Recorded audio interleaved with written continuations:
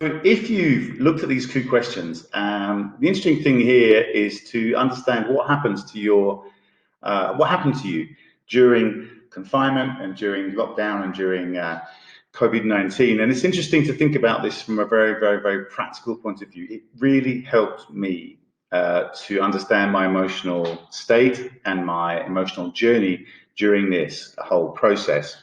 So is this increased dependence on remote communications really a permanent state?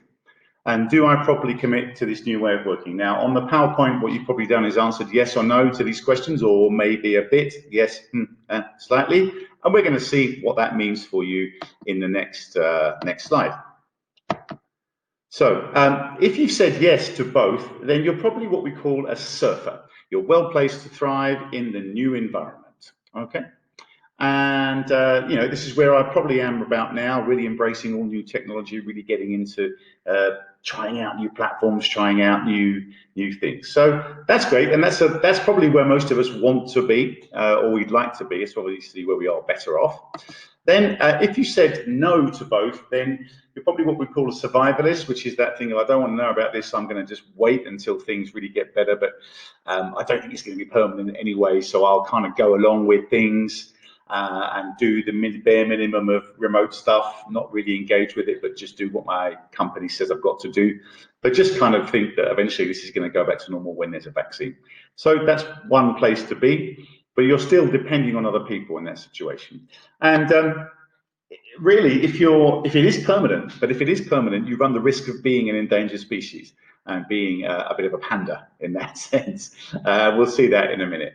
So looking at the new normal, again, what you can do is, even if it isn't permanent, you can engage with it and say, right, now, in the best case scenarios, if this does get better and we are allowed to go back to normal, say in November or December, then I'll have got some new skills and I'll be better at digital, and that's it. And in the worst case, the worst thing can happen to you is that you'll be saying, oh, I wasted time and energy. Now, for me, the journey, and I think it's important to understand your own journey. So my journey, I started off as someone in the right-hand side there as a panda, really endangered, really scared, because I've spent 95% of my life speaking in public to people. And suddenly that was not necessary and not useful. So I really was very scared. I kind of denied things for a while. I was very much in survivalist, and this will pass, this will go over, it's not as bad as everyone's saying, etc. And then it was obvious to me that my business was suffering, and things were being cancelled, and it was much more serious than I initially thought it was. And I grabbed onto a couple of possibilities of doing masterclasses and coaching online, and I saw that actually the final product was better. So it was possible to do.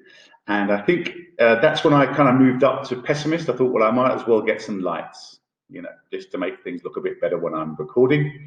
And then I suddenly really started to enjoy it and started to get that optimistic feel. And I realized I wasn't traveling so much. I was more at home. I had a better home life and a better family life. And so that's when I switched over into real investment in time, money, energy, and emotion. And that's why I'm now at Surfer. So I think if you want to look at these, go back to these questions and ask yourself, is this increased dependence on remote communications really a permanent state? How much? And do I properly commit to this new way of working? Ask yourselves those questions, and then you'll start to find your own journey, where you are, and you'll start to make your own decisions about this, because ultimately it's about your beliefs and creating a powerful internal state in order to live in this uncertain future. And we're going to look at that a bit later on in the program. But looking how to live in an uncertain future, first of all, you need to deal with what your own emotions are right now. Thanks a lot. Speak to you soon. Bye-bye.